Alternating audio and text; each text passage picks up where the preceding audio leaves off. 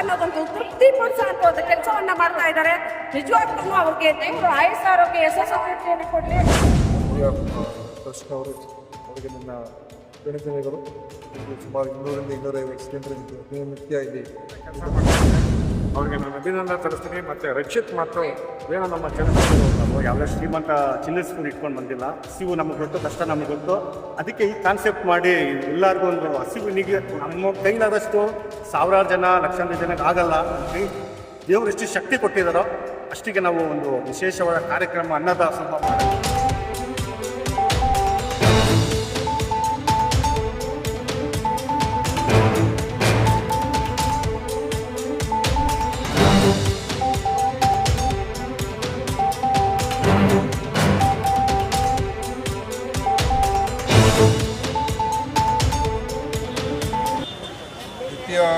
ಜನಸೇವಾ ಟ್ರಸ್ಟ್ನವರು ಇವತ್ತೇನು ಒಂದು ಪ್ರಾಜೆಕ್ಟನ್ನು ಮಾಡ್ತಾ ಇದ್ದಾರೆ. ಇಲ್ಲಿ ನಮ್ಮ ವಿಕ್ಟೋರಿಯಾ ಆಸ್ಪತ್ರೆ ಅಲ್ಲಿ ಶುರು ಮಾಡಿದ್ದಾರೆ. ಏನಂತ ಹೇಳಿದ್ರೆ ಇಲ್ಲಿ ಬರ್ತಕ್ಕಂಥ ಜನರಿಗೆ ಅಂದರೆ ಅನೇಕ ರೋಗಿಗಳೆಲ್ಲ ಬರ್ತಾರೆ. ಅವ್ರ ಜೊತೆಯಲ್ಲಿ ಅವರ ಕುಟುಂಬದವರೆಲ್ಲ ಮತ್ತು ಅವರ ಸ್ನೇಹಿತರೆಲ್ಲ ಬರ್ತಾರೆ.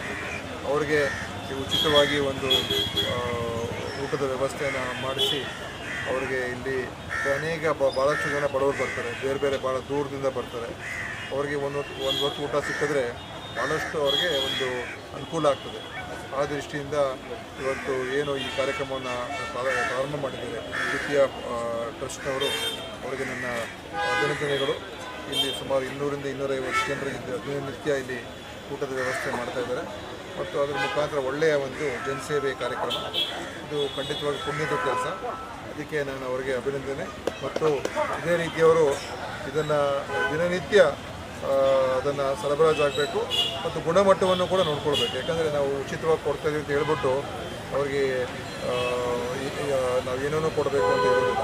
ಅದರಲ್ಲಿ ಸ್ವಲ್ಪ ಒಳ್ಳೆಯ ಸ್ವಚ್ಛವಾಗಿರ್ತಕ್ಕಂಥ ಮತ್ತು ಪೌಷ್ಟಿಕ ಒಂದು ಆಹಾರವನ್ನು ನೀಡ್ತಕ್ಕಂಥದ್ದು ಕೂಡ ಅವರು ಜವಾಬ್ದಾರಿ ವಹಿಸ್ಕೊಳ್ಬೇಕು ಅಂತ ನಾವು ಅವ್ರಿಗೆ ಹೇಳೋಕ್ಕೆ ಇಷ್ಟಪಡ್ತೀನಿ.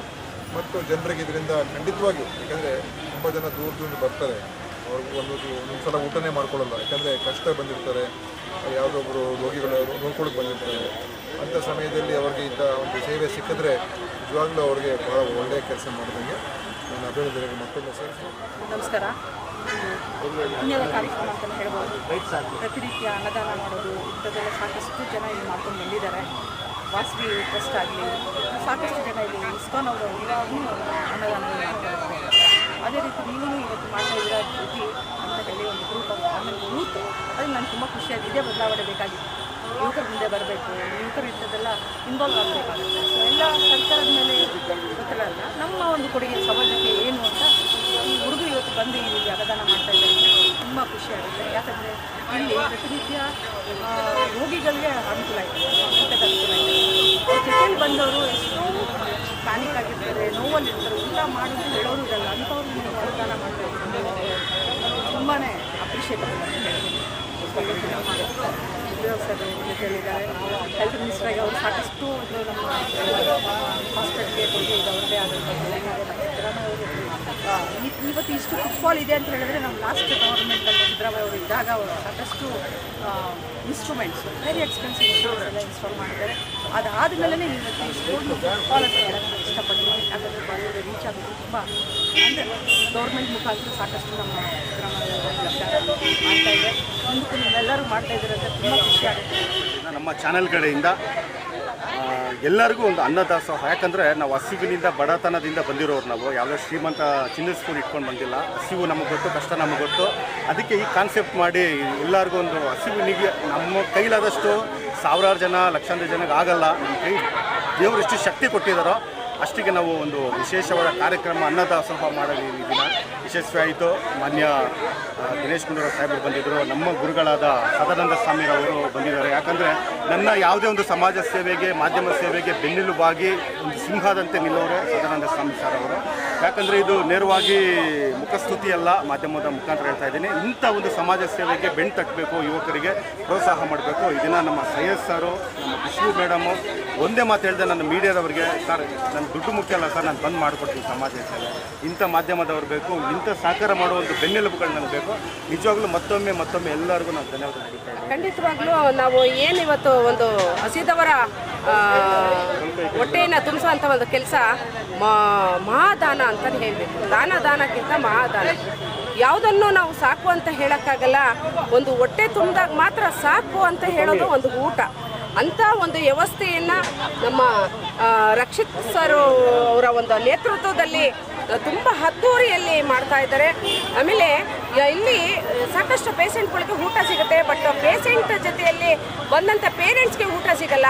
ಅವರು ಒಂದು ತುತ್ತು ಊಟಕ್ಕೋಸ್ಕರ ತುಂಬ ಕಷ್ಟ ಬೀಳ್ತಾ ಇರ್ತಾರೆ. ಒಂದು ತುತ್ತು ಊಟ ಸಿಕ್ಕಿದಾಗ ಅವ್ರಿಗೆಲ್ಲ ಒಂದು ತೃಪ್ತಿ ಸಿಕ್ಕೋ ಅಂಥ ಒಂದು ವ್ಯವಸ್ಥೆ ಆಗುತ್ತೆ. ನಾವು ದುಡ್ಡು ಕೊಡೋಕ್ಕಾಗಲ್ಲ, ಹಣ ಕೊಡೋಕ್ಕಾಗಲ್ಲ, ಆಸ್ತಿ ಕೊಡೋಕ್ಕಾಗಲ್ಲ. ಊಟ ಅನ್ನೋದು ಒಂದು ಅಪ್ಪ ಸಾಕಪ್ಪ ಅನ್ನೋದೊಂದು ತೃಪ್ತಿ ಪಡಿಸೋ ಅಂಥ ಒಂದು ಕೆಲಸವನ್ನು ಮಾಡ್ತಾ ಇದ್ದಾರೆ. ನಿಜವಾಗ್ಲೂ ಅವ್ರಿಗೆ ದೇವರು ಆಯಸ್ಸು ಆರೋಗ್ಯ ಯಶಸ್ಸು ತೃಪ್ತಿಯನ್ನು ಕೊಡಲಿ. ಯಾವಾಗಲೂ ನಿಮ್ಮ ಜೊತೆಯಲ್ಲಿ ನಾವು ನಿಮ್ಮ ಸಹಕಾರಕ್ಕೆ ನಿಂತಿರ್ತೀವಿ. ಯಾಕೆಂದರೆ ನಾನು ಕೋವಿಡ್ ಟೈಮ್ನಲ್ಲಿ ದಿನನಿತ್ಯ 2,000 ಜನಕ್ಕೆ ಅನ್ನದಾನವನ್ನು ಮಾಡ್ತಾ ಇದ್ದೆ. 8 ತಿಂಗಳುಗಳ ಕಾಲ ಅನ್ನದಾನವನ್ನು ಮಾಡಿದೆ. ಹಾಗಾಗಿ ಅದರಿಂದ ಒಂದು ಅನುಭವ ಏನು ಅಂತ ನನಗೆ ಗೊತ್ತು. ನಿಮ್ಮ ಸಹಕಾರಕ್ಕೆ ನಾನು ನಿಂತ್ಕೊಳ್ತೀನಿ. ನನಗೆ ಟೈಮ್ ಆದಾಗ ಬಿಡುವಾದಾಗ ನಾನು ಬಂದು ನಿಂತ್ಕೊಳ್ತೀನಿ. ನಿಮ್ಮ ಟೈಮಿಂಗ್ಸ್ ಹೇಳಿದಾಗ ನಾನು ಕೂಡ ಅನ್ನದಾನಕ್ಕೆ ನನ್ನ ಹೇಳ್ತೀನಿ. ಎಲ್ರಿಗೂ ನಮಸ್ಕಾರ. ಇವತ್ತೇನು ವಿಕ್ಟೋರಿಯಾ ಹಾಸ್ಪಿಟ್ಲಿನಲ್ಲಿ ನಿತ್ಯ ಸಂಸ್ಥೆ ವತಿಯಿಂದ ಒಂದು ಅನ್ನದಾಸೋಹ ಮತ್ತು ಹಣ್ಣು ಹಂಪಲುಗಳ ಹಂಚುವ ಕಾರ್ಯಕ್ರಮ ಬಡ ರೋಗಿಗಳಿಗೆ ಒಂದು ಒಳ್ಳೆ ಕೆಲಸ ಮಾಡ್ತಾ ಇದ್ದಾರೆ. ಅವರಿಗೆ ನಾನು ಅಭಿನಂದನೆ ಸಲ್ಲಿಸ್ತೀನಿ. ಮತ್ತು ರಕ್ಷಿತ್ ಮತ್ತು ಏನು ನಮ್ಮ ಚಂದ್ರು ಅವರಿದ್ದಾರೆ, ಇವರು ನಿರಂತರವಾಗಿ ಇವತ್ತು ಒಂದಿನಕ್ಕೆ ಮಾಡೋಂಥ ಕೆಲಸ ಅಲ್ಲ. ಇದನ್ನು ನಮ್ಮ ದಿನೇಶ್ ಗುಂಡೂರಾವ್ ಅವರು ಮತ್ತು ನಮ್ಮ ಮಮತಾ ಮೇಡಮ್ ಅವರು ಅಧಿಕೃತವಾಗಿ ಚಾಲನೆ ನೀಡಿದ್ದಾರೆ. ಮಾರ್ಕೆಟ್ನಲ್ಲಿ ಈ ರೋಗಿಗಳಿಗೆ ಮತ್ತು ಯಾರೋ ರೋಗಿಗಳ ಕುಟುಂಬದವರಿಗೆ ಹಾಸ್ಪಿಟಲ್ ಪೇಷಂಟ್ ನೋಡೋಕ್ಕೆ ಬರ್ತಾರೆ, ಅವ್ರಿಗೆ ಊಟ ಕೊಡ್ತಿರೋದು ನಿಜವಾಗ್ಲೂ ಸಂತೋಷ. ಇಂಥ ಒಳ್ಳೆ ಕೆಲಸ ಮಾಡಲಿ ಅಂತ ಈ ಸಂದರ್ಭದಲ್ಲಿ ಜೈ ಹಿಂದ್ ಜೈ ಕರ್ನಾಟಕ.